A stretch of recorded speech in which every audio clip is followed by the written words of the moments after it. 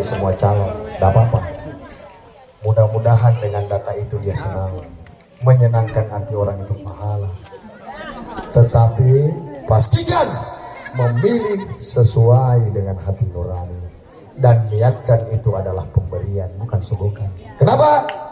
Orang yang disogok dan menjogok dua-duanya masuk neraka, bukan berdosa. Neraka janji Al-Quran itu. Tapi puna baji-baji ini bisa diingat metode tongnya.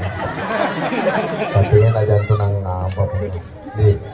Bagi kami berdua, bupati bukan jalan satu-satunya. Bahkan di debat kandidat saya berjanji 2 tahun saya tidak mampu merubah Kabupaten Pangkep. Saya mundur dari jabatan itu. Di depan semua pemirsa TV seluruh Indonesia menyaksikan, hanya satu calon kandidat di Indonesia yang berjanji di depan TV, hanya Amka Amir yang berjanji. Bahkan saya menantang mereka untuk berkomitmen dengan masyarakat. Agar apa? Agar kalau janji itu tidak tertepati, maka kami punya sanksi sosial terhadap itu. Kira-kira pun aku balik-balik kenapa malu karena bisa bupati pak balik-balik. Lebih terhormat saya mundur. Ada beberapa air mata yang jatuh kalau saya mundur dibanding saya melanjutkan tapi saya terhina. Saya sampaikan di debat kandidat, kita calon bupati bukan mencari uang, kita ingin pengabdian. Maka harusnya yang lain berjanji, jangan hanya membohongi masyarakatnya. Bagi tinggal di pagkasiat tadi lek pak minne purin anak kamana-kana sih kuna lek bagian kamakana seperti selesai ya saya nanti kanan tiga maka butuh kekuatan hati pun nanti aja kita pilih yang kanir teh sama kita jangan ngapa yang penting palak doa kanga yang penting doa tak nggak mau ambil kanir nggak apa-apa. Yang penting doa terus menerus. Kita tahu nih punya doanya. Doanya, ya Allah, ya Rabbi, teguhkan hati kami. Tanggal 27 kami memilih nomor 3. Jadi nanti aja jam kami lah itu doanya. Ya Allah, ya Rabbi, teguhkan hati kami untuk memilih nomor 3 di tanggal 27. Betul. Malaku naknya itu nataba di serangan. Baca naknya pun orasi kenapa penjoblosan di? Puna nataba ki Allah sejak banyak ngayar. Gasingannya sensus. Sampaikan kepada para pemimpin. Baca mat. Diam lagi di tempat. Nikmati saja itu mobil dinas dari pemerintah. Nikmati rumah dinas itu. Serahkan kepada kami masyarakat menentukan siapa pemimpin kami nanti. Gak suka gondron naik lah core kulit baguntung. Jadi yang PKH jangan kita takut diancam. Kalau dia mengancam, sampaikan ancaman saya. 3 hari setelah pelantikan saya sikat oleh orang-orang yang mengancam itu. Tidak boleh masyarakat kita diancam. Kita miskin, kita butuh bantuan, kita bukan mainan politik. Lalu kenapa kami dijadikan mainan politik? Kenapa tidak dibunuh sekali? Supaya kalian puas. Tugas pemimpin adalah memberi semangat kepada masyarakatnya. Bagaimana dia bekerja? Tadi saya bicara dengan beliau soal marmer. Saya sampaikan kepada beliau, apa persoalan marmer ini? Pak, ini tinggal 1-2 yang beroperasi. Hari ini di perusahaan saya saja tinggal 300 karyawan. Kami butuh pekerjaan.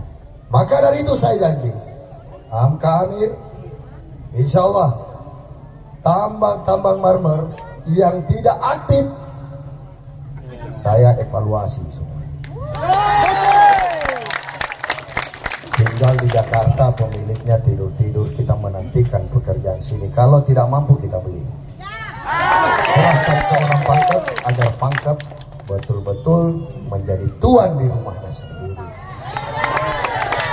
Program Amka Amir selanjutnya adalah tadi sudah dipastikan anak SD yang hari ini masuk sekolah saja hanya mendapatkan 1 tahun pada masuk. Amka Amir dari kelas 1 SD sampai kelas 3 SMP. Lalu setelah tamat SMA, karena SMA sudah diambil oleh provinsi, setelah tamat SMA kembali menjadi PR kami Kabupaten Pangkep. Apa itu?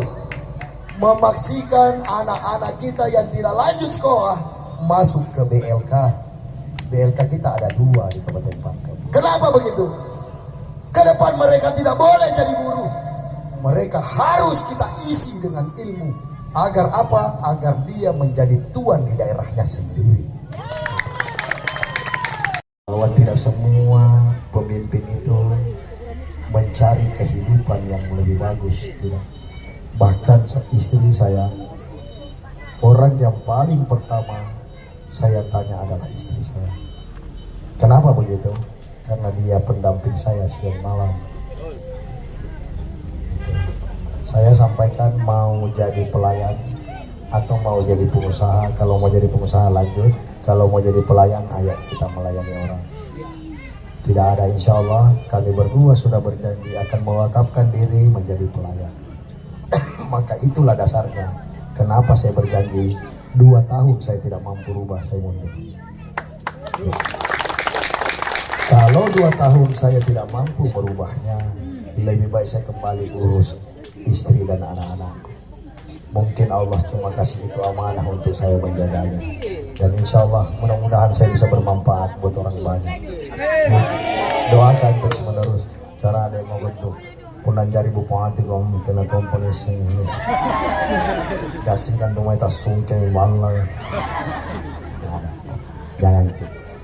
Jangan pernah berpikir seperti itu. Insya Allah hati saya tidak seperti itu. Rumah itu rumah pemerintah. Harusnya rumah itu jadikan rumah pelayanan buat masyarakat.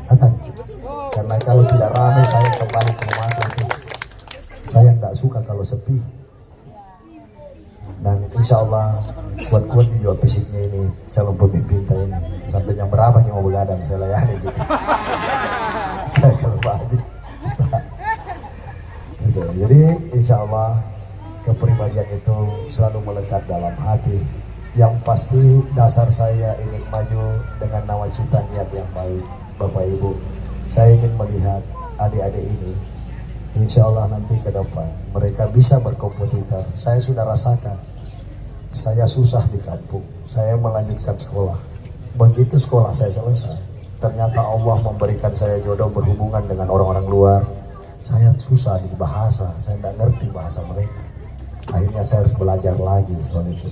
Maka insya Allah dengan dasar itu saya akan membenahi semua anak-anak yang ada di Kabupaten Pangkep. Bagaimana caranya mencerdaskan mereka. Di program kami ada namanya Kampung Inggris. Nanti kalau liburan panjang anak tak usah kemana-mana. Nanti anak tak di satu tempat, mereka akan berkursus setiap hari selama 1 bulan. Belajar, berlatihan bahasa terus menerus. Nah itu. Untuk apa? Untuk membekali mereka-mereka. Minimal anak-anak kita sudah punya modal bahasa. Cuma punya cara ada gitu anak bahasa ya. Betul-betul gitu tuh aja. Nah, karena one smoking ya. Jadi Bapak Ibu sekalian, saya betul-betul menginginkan Bapak Ibu untuk berpikir, dan kami tidak pernah memaksakan orang harus memilih kami. Yang pasti kami sudah paparkan apa keinginan dan kira-kira bayangan apa yang kami ingin lakukan. Maka dari itu, Bapak Ibu sekalian yang saya hormati, pilih nomor, pilih nomor, pilih nomor. Wabillahi taufiq wal hidayah. Wassalamualaikum warahmatullahi wabarakatuh. Di sini di Jagong dan suku saya adalah suku Jawa. Saya tinggal di Jagong itu sudah setahun dari tahun 97 Bang. Dari tahun 97 dan saya besar merasakan hidup di Pangkep itu udah yang saya ingat dari tahun 2005 itu saya ingat Bang. Saya kan sales Bang dari kecil juga sales. Jadi saya keliling dari Japing-Japing sampai ke Botie. Dan saya ingat ini Bang, pada zaman itu Bang, saya heran dengan masyarakat Pangkep. Pada zaman itu saya heran dengan masyarakat Pangkep dengan nilai ekonominya. Pangkep banyak acara, masyarakatnya hobi makan, masyarakatnya itu hobi acara, ngumpul, belanja. Nah, pada masa itu ekonomi Pangkep saya akui hebat.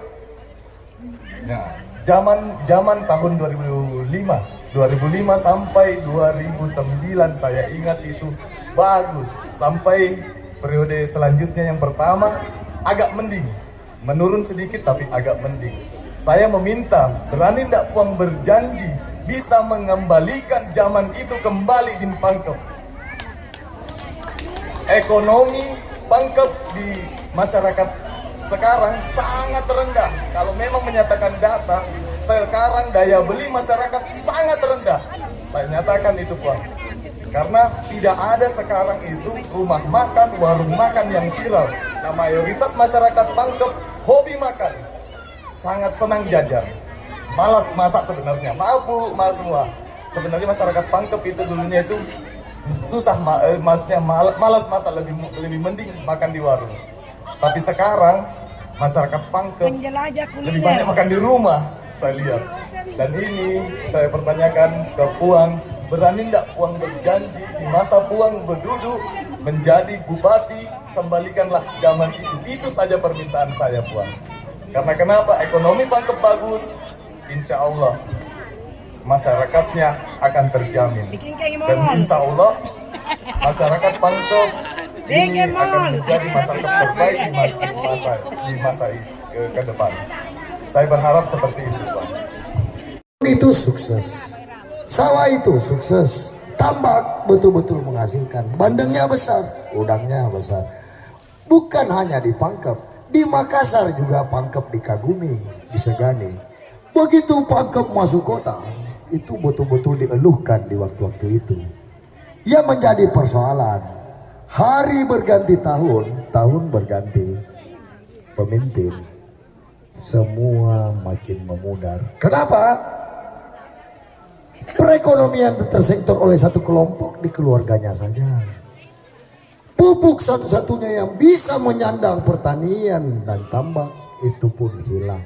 Maka pelan-pelan perekonomian itu akan mulai melemah. Satu-satunya tinggal bertahan hidup di rumah. Maka kemarin waktu debat saya akan sampaikan bahwa perekonomian di Pangkep itu, Pangkep hanya membutuhkan 5 sektor. Kalau dirangkum menjadi 3 dinas. Sektor peternakan, pertanian, perikanan dan kelautan dan perdagangan. Bikin maki toko besar tapi naya belinya yang tidak ada. Itu masalahnya. Maka infrastrukturnya hari ini kalau kita berharap sama petani sangat berat. Kenapa? 6 bulan baru menghasilkan, 7 bulan menghasilkan. Kalau kita berharap sama tambak, itu pun sama, 6 bulan, 7 bulan menghasilkan. Kalau kita berharap kepada nelayan, satu-satunya yang bisa kita harap untuk memicu perekonomian itu adalah nelayan. Yang menjadi persoalan, hari ini nelayan larinya ke Makassar, ke Maros dan ke Takalar. Dia mancing malam, besok jadi uang. Tetapi semua hasilnya dinikmati oleh Makassar, Takalar dan Maros. Maka apa langkahnya? Langkahnya adalah sejahterakan ASN itu. 5.600 sekian ASN harus jadi motor perekonomian di Pangkep. Bagaimana caranya? Kembalikan tukinnya, angkatkan tunjangan kinerjanya itu, angkanya. Jadi jangan dipasangi perangkap supaya berkurang habis. Dengan 5.600 ASN ini kalau diangkat tunjangan kinerjanya, maka yang tadinya sekali 2 minggu ke pasar bisa tiap hari dia ke pasar. Kembali uang itu berputar lagi sambil menunggu hasil pertanian itu. Dan kalau itu yang ditanyakan kepada kami, kepada saya khususnya, Pak, saya berjanji kalau soal itu. Makanya saya 2 tahun, kasih saya waktu 2 tahun untuk merubah. Kenapa begitu? 14 tahun barang ini rusak. Memperbaikinya harusnya 16 tahun. Tapi karena saya menempuh resiko itu, maka 2 tahun insya Allah saya akan perbaiki infrastruktur itu. Oke? Maka pastikan pilihan jatuh kepada orang yang tepat. Suruh mereka berjanji. Apa konsekuensi janjinya? Jangan cuma janji saja, harus punya konsekuensi. Dan yang memasang konsekuensi itu hanya saya pribadi. Saya adalah masyarakat Siloro dan saya juga pekerja di perusahaan ini. Yang saya ingin tanyakan, saya ingin menginginkan bahwa Bapak tolong jangan jadi pemimpin yang susah, yang sulit ditemui. Ya, karena terus terang kita orang kecil, baru melangkah 1 langkah saja itu kita sudah dihadai oleh birokrasi. Kita ingin mempertanyakan hak kita, baru melangkah 1 langkah sudah dihadang oleh Satpol PP. Nah, yang saya ingin lanjutkan lagi pertanyaannya, saya adalah pekerja swasta. Apakah pantas kita bekerja 1 bulan, dibayarnya setengah bulan, dan dibayar lagi berikutnya setengah bulan? Itu tolong untuk insya Allah nanti kalau Bapak jadi bupati ke depannya, tolong kami diwadahi saja, cukup diwadahi. Mau hasilnya entah apapun nanti hasilnya itu kan adalah rezeki. Tapi kalau kita baru mau jalan saja sudah dipagar untuk mempertanyakan aspirasi kita, keluhan kita, kan tidak sampai aspirasi kita atau keluhan kita ke Bapak karena sudah dipagar oleh birokrasi gitu. Oke, terus yang kedua, ini kan saya adalah pekerja swasta yang merasakan langsung itu adalah dampak corona. Corona sudah lewat 3 tahun yang lalu, sekarang masih ada dampaknya untuk pekerja swasta itu sendiri. Apakah tidak ada pemerintah yang bisa mewadahi itu bahwa ini sudah lewat, kenapa tidak dikembalikan lagi ke seperti semula itu? Oke, saya rasa itu saja Pak. Terima kasih. Pak, pemimpin siapa yang Bapak temui dihalang sama Satpol PP?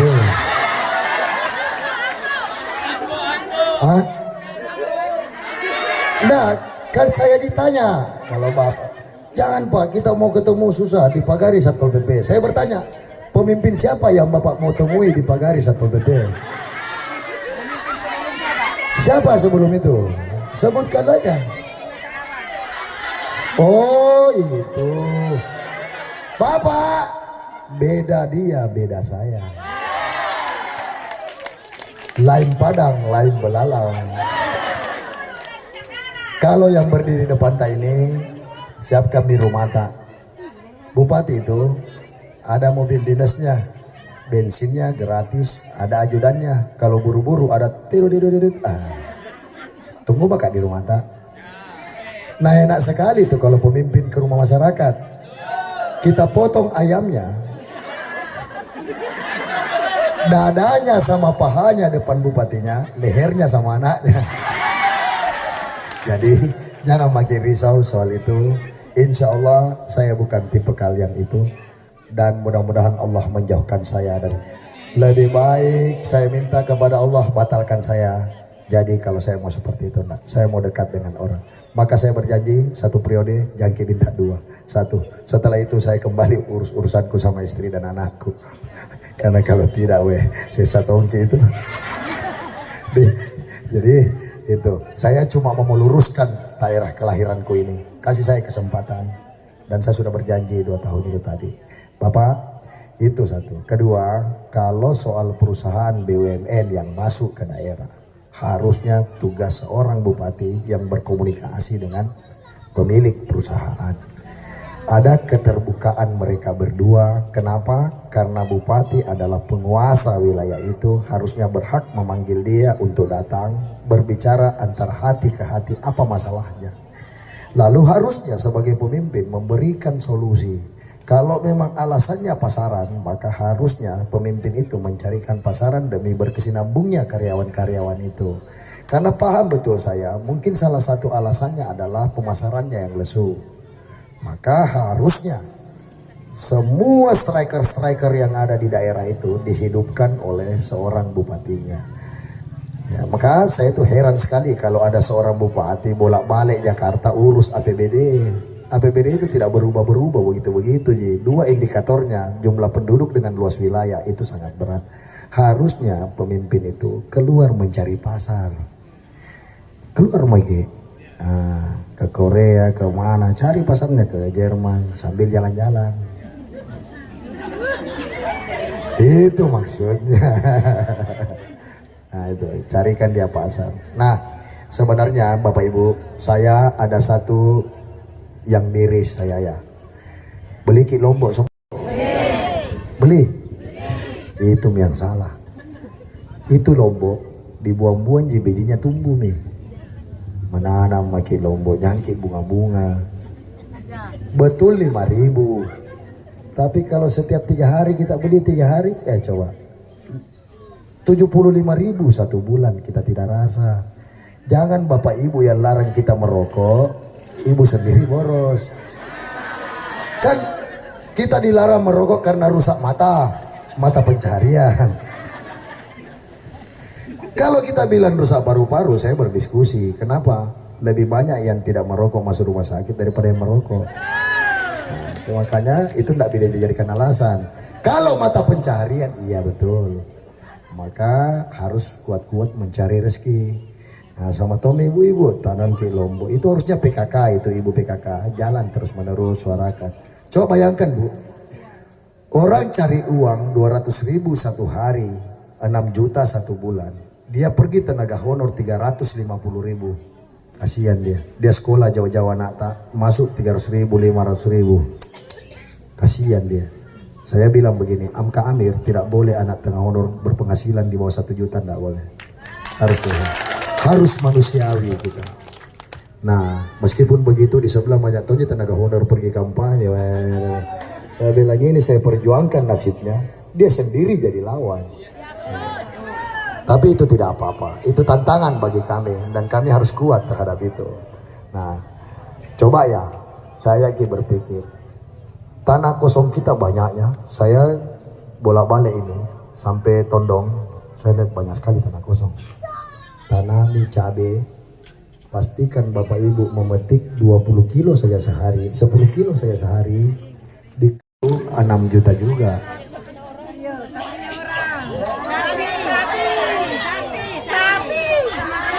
Pasan toma ki pagar banyak di bambu. Susah tuh itu kalau ditanya ki semua. Nake mentanangan ki. Nake melamungan ki. Iya, pagar-pagar toma gitu. Itu ada bambu itu. Bali.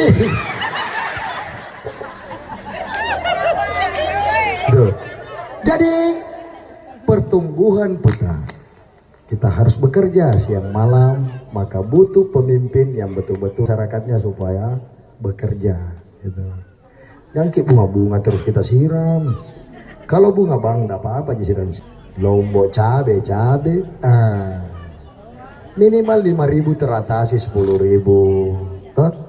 Nah insyaallah ke depan kalau memang Allah meridhoi, saya tanya siapa yang beli, saya beli, langsung saya beli. Yang susah kalau kita bawa ke 20 kilo sehari, tapi kalau 20 ton sehari, hari itu saya beli. Nah, masalah. Deh, baru kangen 10 juta. Nah, kalau 6 juta 1 bulan dikali 10 berapa? 1 tahun dipelihara. 60 juta. Coba kita berpikir. Sapinya yang dikasih kandang. Bukan sapi hilang, sapinya yang dikandangi. Dua-dua menghasilkan. Makan sapi, kasih cabai, wah pedis.